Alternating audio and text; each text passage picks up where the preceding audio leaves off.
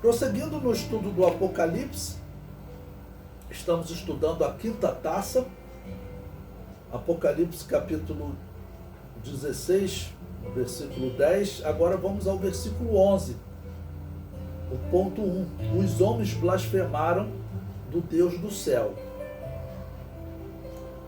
E por causa das suas dores, e por causa das suas chagas, blasfemaram do Deus do céu e não se arrependeram das suas obras. Ou seja, aquelas chagas da primeira taça foram aquelas feridas, né? Penso como estará a humanidade durante a grande tribulação com essas feridas expostas. Vai ser uma coisa horrível. Então, como eles estão sofrendo agora um juízo que atinge o seu corpo, então os homens, eles deveriam se arrepender. Mas também vamos levar em conta que nesse ponto da grande tribulação, a igreja foi arrebatada. Aqueles cristãos, aqueles que conheciam a verdade, ficaram na grande tribulação, eles serão mortos pelo anticristo. As seitas que ficarem na grande tribulação, inclusive, claro, a igreja católica, né? Todos estarão apoiando o anticristo. Todos estarão apoiando o anticristo. Então não vai ter para quem se arrepender também, não vai ter ninguém pregando a verdade nesse momento. Israel vai estar cercado pelo exército do anticristo, o anticristo trabalhando para destruí-lo. Então os homens vão realmente falar contra o Deus do céu. O comentário diz: as 5 taças causaram dores terríveis, e os homens mordiam a língua de dor. A praga das trevas, representando cegueira espiritual, não atingirá Israel. Eles estarão em pleno crescimento na capacidade de ver o dia de Yahvé se aproximando.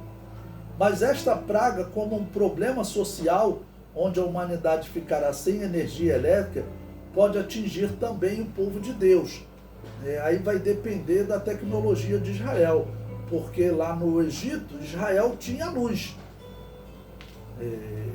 E essa luz nós sabemos que eram luzes de lamparina, feitas de azeite. A verdade é que no Egito elas não funcionaram. Lá na terra de Gósen, onde vivia Israel, elas funcionavam. Durante a grande tribulação, nesse período final da grande tribulação, poderá ser algo semelhante. Israel tem uma tecnologia que resistiu a essa tempestade solar, né? O comentário prossegue: os homens não se arrependeram das suas obras, continuam acreditando no projeto do anticristo, continuam acreditando que o nome do Deus da Bíblia deve ser extirpado da humanidade, continuam acreditando que a fé em Jesus Cristo deve ser esquecida.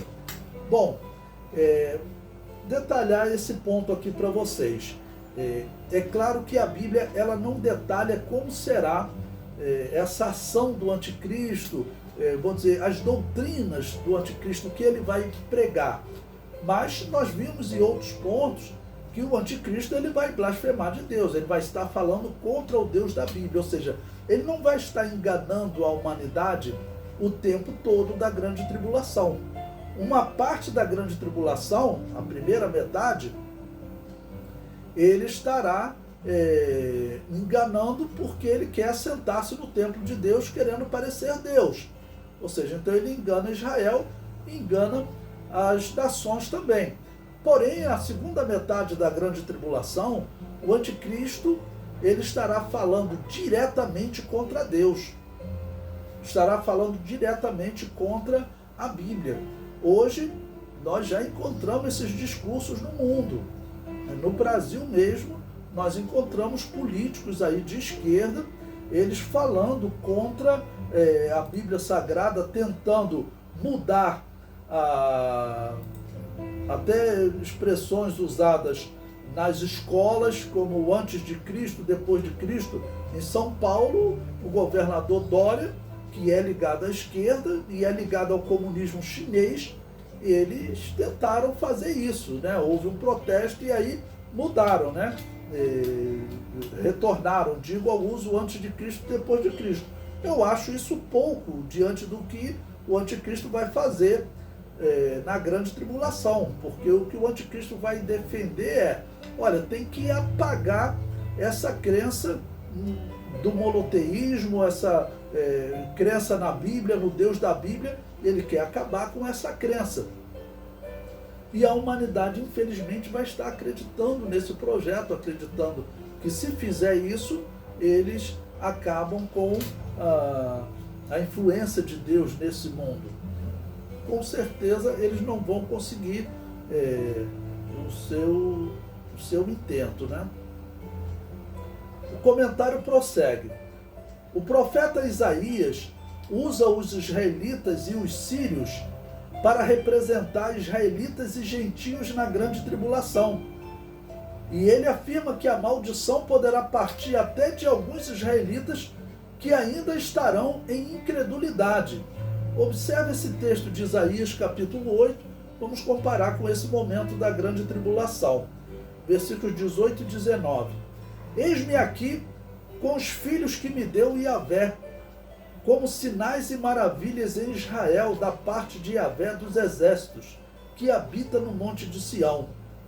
Quando vos disserem, consultai os que têm espíritos familiares e os adivinhos, que chilreiam e murmuram entre dentes, não recorrerá um povo ao seu Deus, a favor dos vivos, interrogar-se-ão os mortos? O profeta é enfático quanto ao que deve ser consultado, lei e testemunho. Isaías 8, versículos 20 e 21. A lei e ao testemunho, se eles não falarem segundo esta palavra, nunca verão a alva, e passarão pela terra duramente oprimidos e famintos.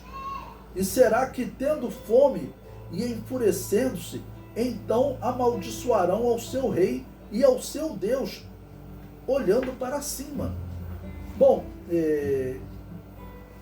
o que o profeta fala aqui de amaldiçoando o seu Deus, ele está falando de israelitas, ou seja, os israelitas, eles sofrerão principalmente perseguição pelo anticristo.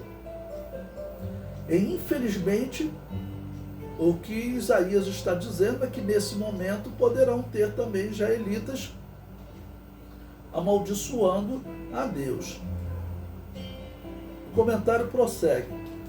O profeta deixa como alerta essa mensagem antes que eles sejam arrastados para a escuridão, ou seja, arrastados para a perseguição final do anticristo, que é o versículo seguinte de Isaías 8, 22.